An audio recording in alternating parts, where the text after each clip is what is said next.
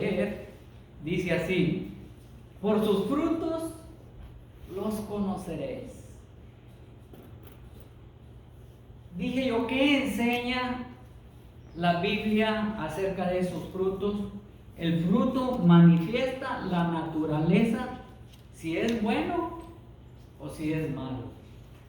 Por sus frutos los conoceréis.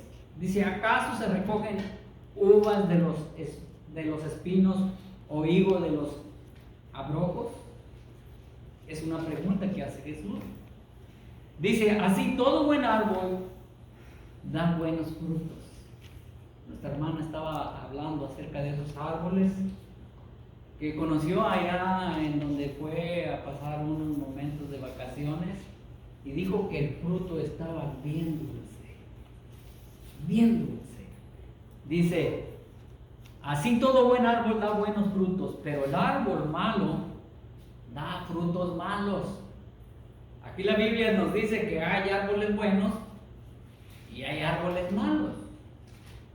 Es lo que dice. Dice, no puede el buen árbol dar malos frutos, ni el árbol malo dar buenos frutos.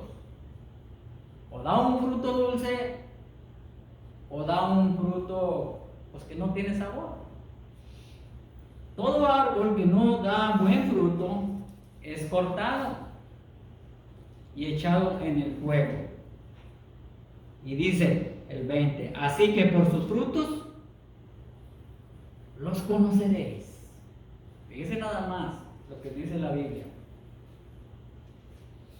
Estamos hablando del fruto.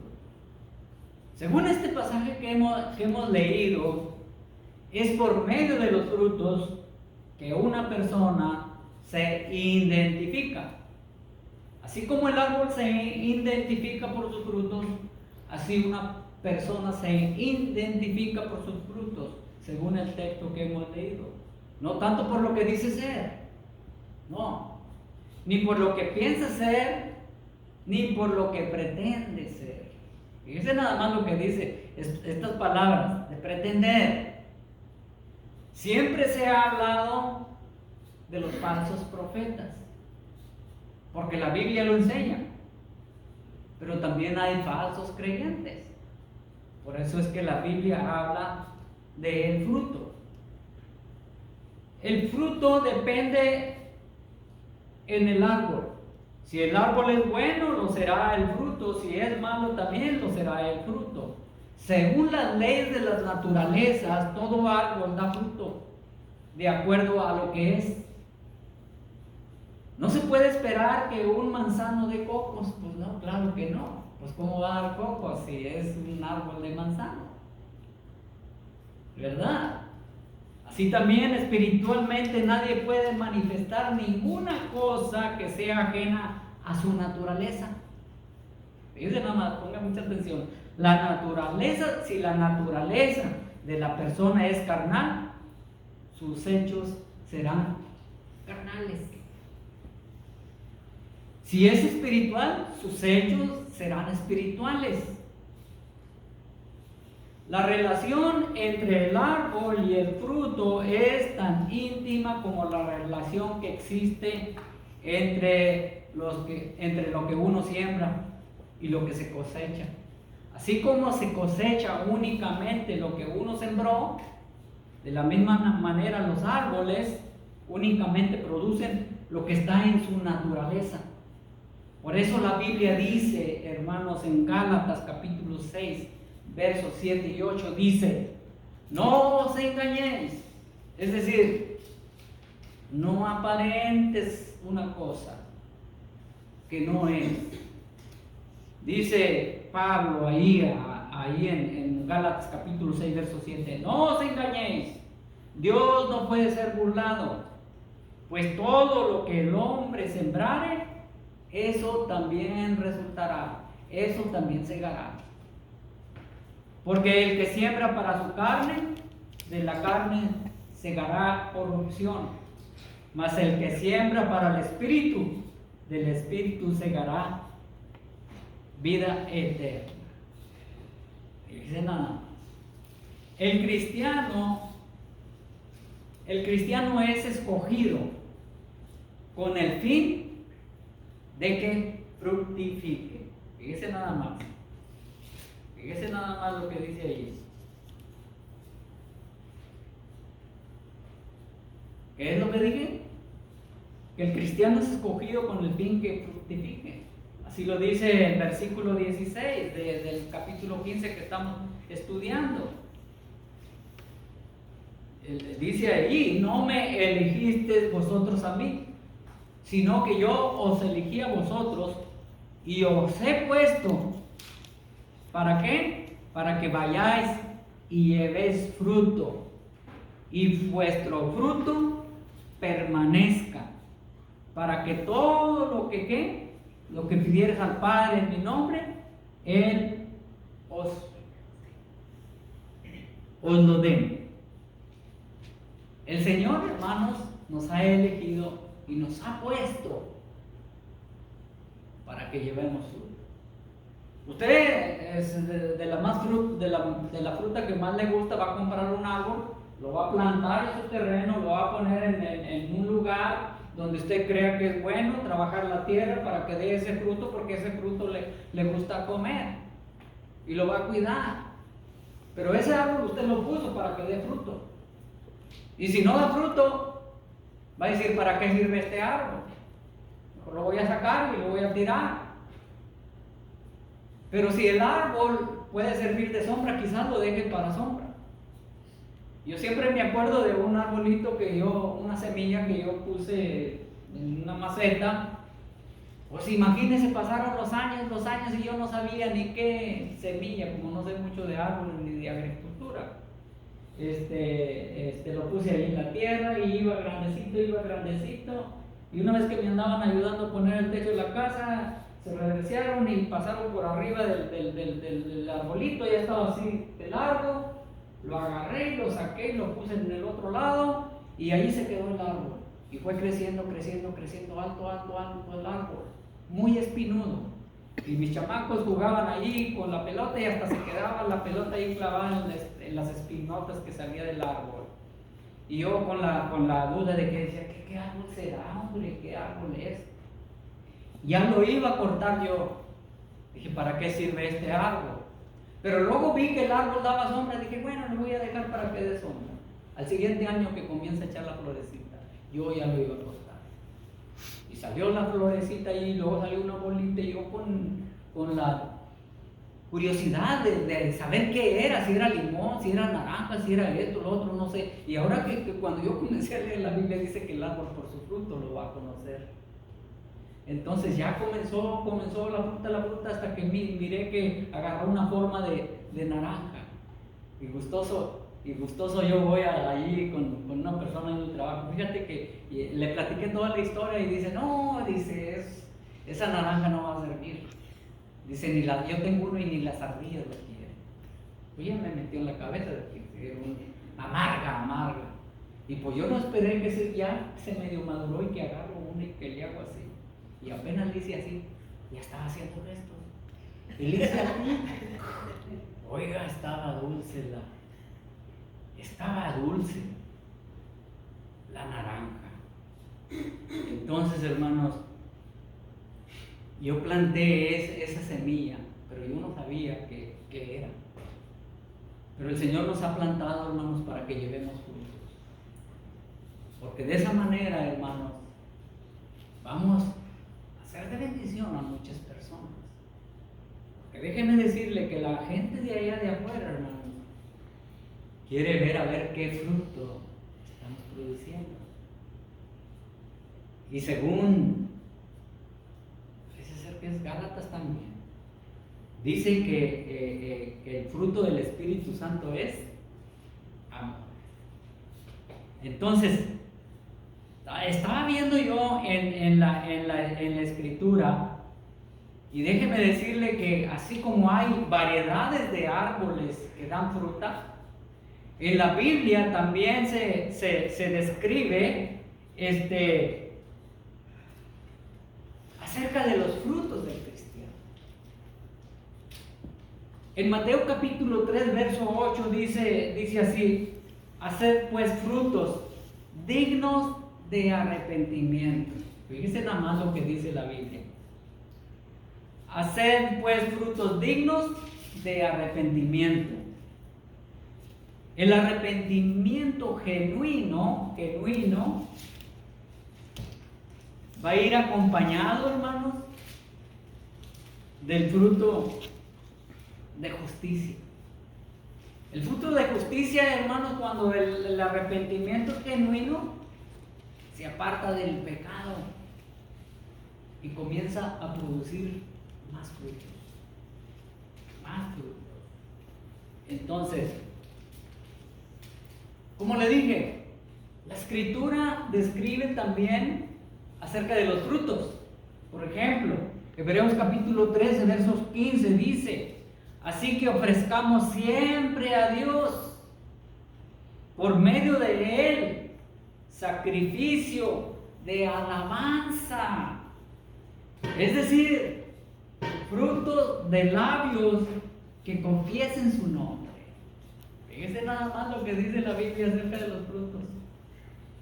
Si usted quiere conocer un verdadero creyente, un verdadero cristiano, hermanos, se va a conocer en la manera de hablar. En la manera de hablar, porque muchas de las veces la persona se sorprende, hermanos, y dicen: este no es cristiano. O dicen que todos los cristianos son diferentes.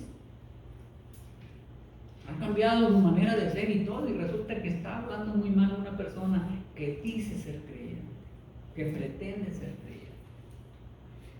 Entonces, muchas de las veces por eso, hermanos, no hay frutos. Hay unas palabras, hermanos, en Jeremías, se la voy a leer, capítulo 17, verso 7, que dice así: bendito el varón que confía en Jehová y cuya confianza es Jehová.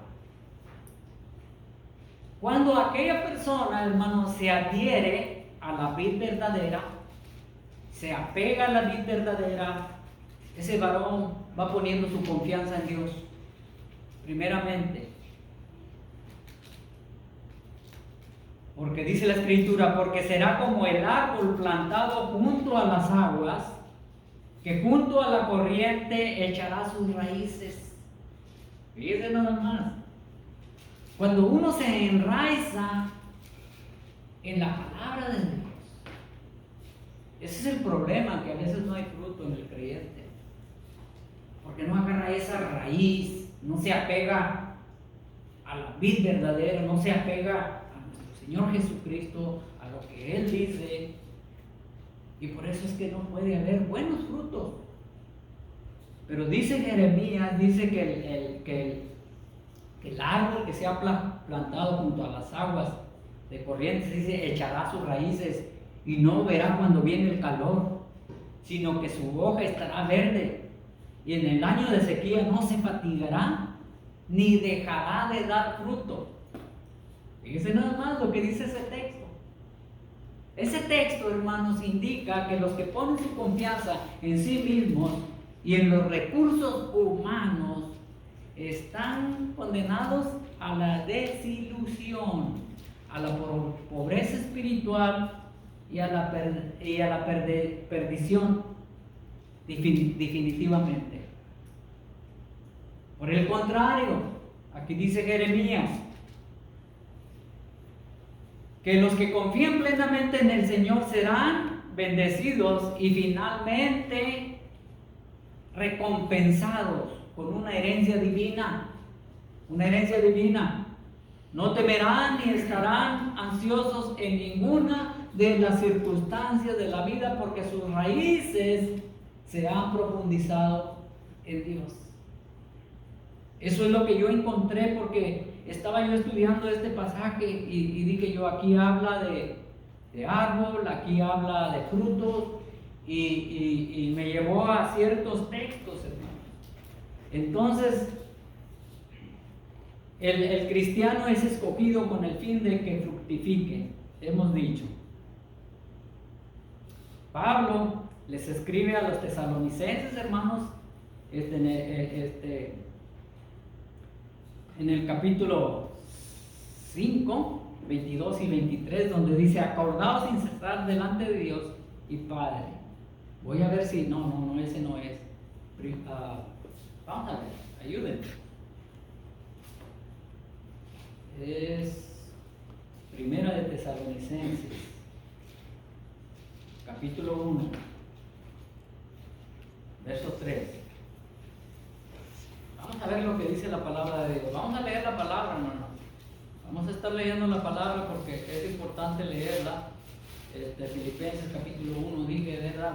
Verso 3, que dice aquí, dice, ¿qué dice ahí? ¿No era Tesalonicenses? Sí.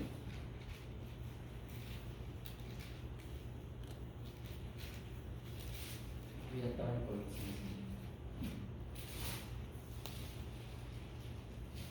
Por eso me gusta anotar 1:3. Fíjese lo que dice. Dice: acordándonos sin cesar delante del Dios y Padre de la obra de vuestra fe, del trabajo de vuestro amor y de vuestra constancia en la esperanza en nuestro Señor Jesucristo. Fíjese aquí lo que hace Pablo. Fíjese, note lo que leímos. Aquí Pablo elogia 3 cosas que tenía de los tesalonicenses: la obra de fe, el trabajo de amor y la constancia en la esperanza. Ahí vemos. Hace un momento dije yo, hermanos, acerca del fruto, que el fruto del Espíritu Santo es el amor. Gálatas capítulo 5, versos 22 y 23 lo enseña. Dice que el fruto del Espíritu es amor, es gozo, es paz, paciencia, benignidad, bondad, fe y mansedumbre. El fruto del Espíritu Santo.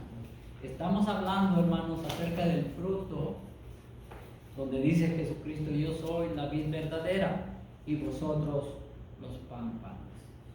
Entonces, es de observarse aquí en este texto que leímos de Gálatas, que Pablo dice fruto y no frutos, sugiriendo que donde prevalece el Espíritu de Dios, se manifiesta espontáneamente como un racimo todas las características mencionadas, ¿verdad? Porque nosotros somos los pámpanos.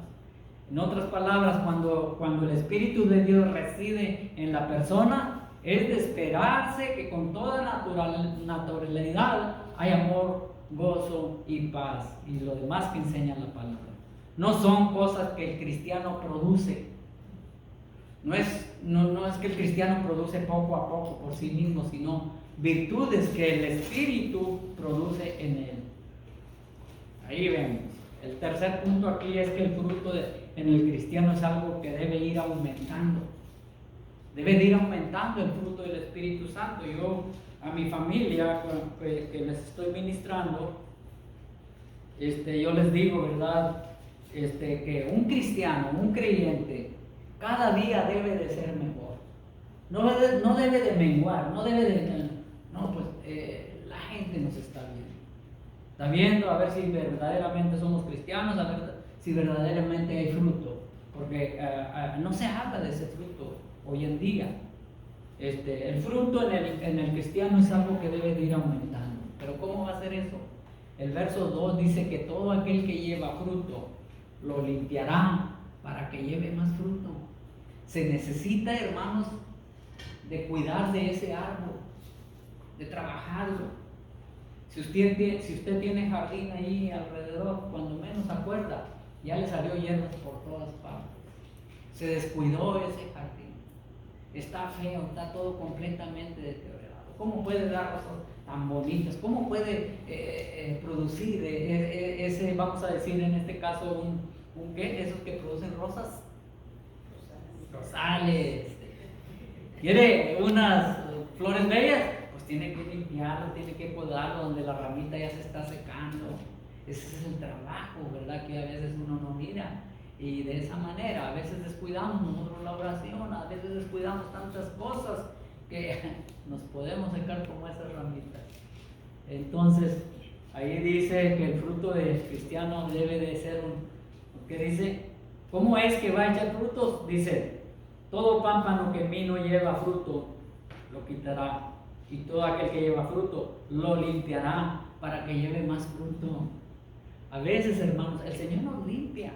El Señor nos limpia. A veces va a ser doloroso, pero el Señor nos está limpiando. Un rosal, hermanos, cuando una ramita está seca, la cortamos. No para destruir la planta, sino para que dé más frutos.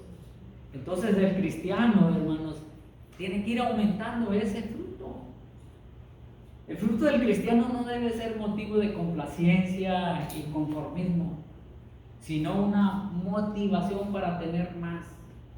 Por eso el Señor dijo que todo cristiano que lleva fruto, no dice que no lleva fruto, Él lo limpiará a fin de que ¿qué? Lleve todavía más fruto. Por eso en este capítulo dice, ya sois limpios vosotros por la palabra. ¿Qué tan importante es escuchar la palabra?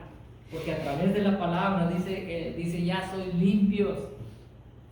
Esto significa que la vida del cristiano es un constante progreso, un constante ascenso de lo bueno o lo mejor y de lo mejor a lo excelente. Aquí vemos nuevamente, hermanos, nuevamente se los voy a leer y es que la palabra lo dice, hermanos. En Juan, ahí mismo, 15:5, vamos a ver qué dice el 5, se lo voy a leer yo. Yo soy la vid, vosotros los pámpanos, el que permanece en mí. Fíjese la importancia para llevar frutos. Yo soy la vid, vosotros los pámpanos, el que permanece en mí y yo en él, este lleva mucho fruto. Amén. Entonces, ¿por qué no se lleva fruto? ¿Por qué no es que no se lleva fruto? ¿Será que porque no permanecemos en la vida? ¿No permanecemos en la comunicación con nuestro Señor Jesucristo? Dice aquí bien claro que el que permanece en mí y yo en él, este lleva mucho fruto. Fíjense nada más. En el orden del fruto es llevar fruto, llevar más fruto. Ahí lo dice el capítulo. Y llevar mucho fruto. ¿Por qué digo mucho fruto? Porque el verso 8 dice, en esto es glorificado mi Padre, en que llevéis mucho fruto. No solo, hermanos, el fruto de labios, no solamente eso, sino que Dios es glorificado, hermanos. Cuando a alguien le mira diferente, cuando a alguien le mira que ya no habla como hablaba en aquel tiempo, cuando mira que ya no hay ese comportamiento, el nombre del Señor es glorificado. Amén. Sin embargo, hay muchas personas que no están conscientes de eso y pues muchas las veces no va a aceptar la persona. Pero hermanos, cuando una persona dice ser creyente, dice ser seguidora de Cristo, y luego miran una conducta por abajo del suelo, el nombre del Señor es blasfemar. Dicen, no.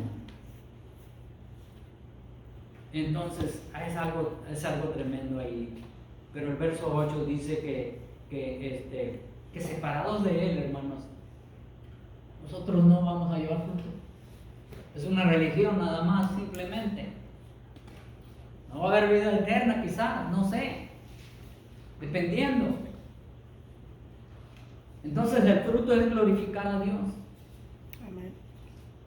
Dios no es glorificado únicamente como labios, como dije yo, sino que evidencia y da evidencia de ser discípulo del Señor. ¿Cómo una persona puede ser discípula del Señor si no tiene en su vida el fruto del buen cristiano? No queda ahí. Filipenses capítulo 1, 11, dice, llenos de fruto de justicia, que son por medio de Jesucristo, para gloria y alabanza a Él. El buen fruto motiva las respuestas de Dios. El buen fruto, fíjese nada más, motiva las respuestas de Dios. Es decir, que cuando usted ora, como oró Daniel, de todo su corazón, humilló su corazón, va a haber respuesta de Dios. Vamos a leer nuevamente aquí en el verso 16, porque fíjese lo que dice, en el verso 16 dice al último, dice acerca de permanecer en Él, dice, para que todo lo que pidiereis al Padre en mi nombre, Él os dará. El buen fruto motiva la respuesta de Dios, fíjese nada más. Entonces, de manera que el fruto tiene sus buenas consecuencias y motiva la respuesta de Dios a nuestras oraciones. Esto viene siendo precisamente lo opuesto al fruto malo. Al fruto malo. Cuando la persona vive haciendo lo malo, provoca la indiferencia de Dios. Cuando la persona vive haciendo lo malo, provoca la indiferencia de Dios. ¿Y sabe por qué le digo? Porque Isaías lo dice. Isaías lo dice en el capítulo 59, verso 1, yo se lo voy a leer. Dice, he aquí, no se ha cortado la mano de Jehová para salvar, ni se ha agravado su oído para oír. Pero vuestras iniquidades han hecho división entre vosotros y vuestro Dios, y vuestros pecados han hecho ocultar de vosotros su rostro para no oír. Fíjese nada más, cuando uno hace lo opuesto, cuando no hay fruto, cuando vive uno en la carnalidad, cuando hay buen fruto, uno agrada a Dios. Cuando uno, fíjese nada más, cuando hay buen fruto, agrada a Dios. Colosenses capítulo 1, verso 16 dice así, para que andéis como es digno del Señor, agradándolo en todo, llevando fruto en toda buena obra. Es lo que dice la palabra de Dios. Entonces, ya para terminar, hay mucho que hablar en estos textos, pero se necesita mucho tiempo. La conclusión de este corto mensaje o este estudio, hermanos, es que por medio del profeta Isaías, Dios dijo que buscó en Israel buenas uvas, es decir, buenas obras, pero encontró únicamente uvas silvestres. ¿Usted ha probado las uvas silvestres? Dices que están amargas.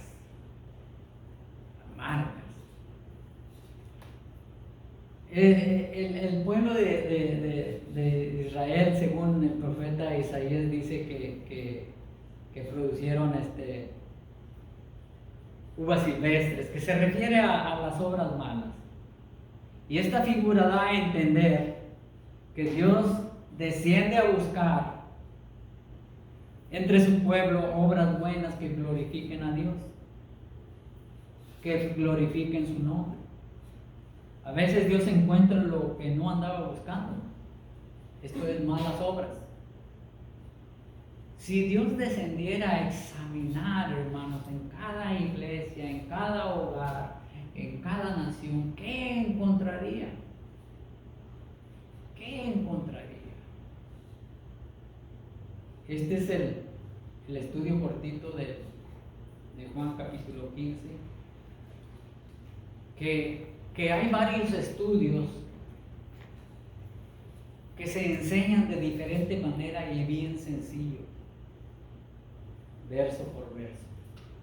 Pero esto es lo que quería compartir en esta mañana. Que Dios me le bendiga. Gracias tú porque pusiste esa atención. Que Dios te bendiga. Oremos. Una vez más, buen Padre, Señor Dios de los cielos, tu palabra, Señor, nos habla, Señor, acerca de este ejemplo de esta vid que nos enseña que esa vid eres tu Hijo Jesucristo, Señor Dios.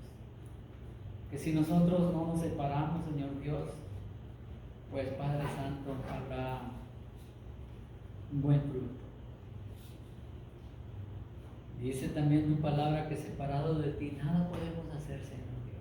Que nunca olvidemos, Padre Dios, lo que tú nos hablas a través, Señor, de tu palabra, Señor Dios.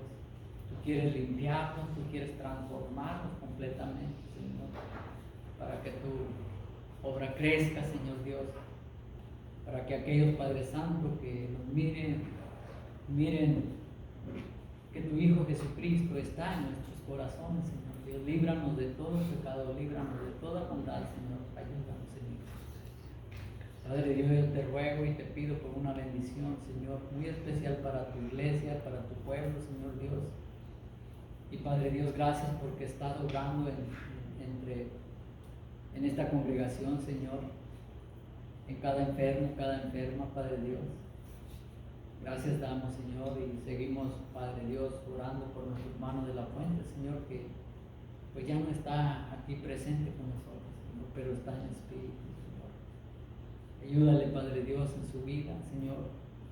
Dale esas fuerzas que necesita, Señor Padre, y sé con su hijo también, Padre Dios. Que en ese lugar se sientan cómodos, Señor Dios, y llévalos a un lugar, Padre, donde puedan seguir alimentándose de su palabra.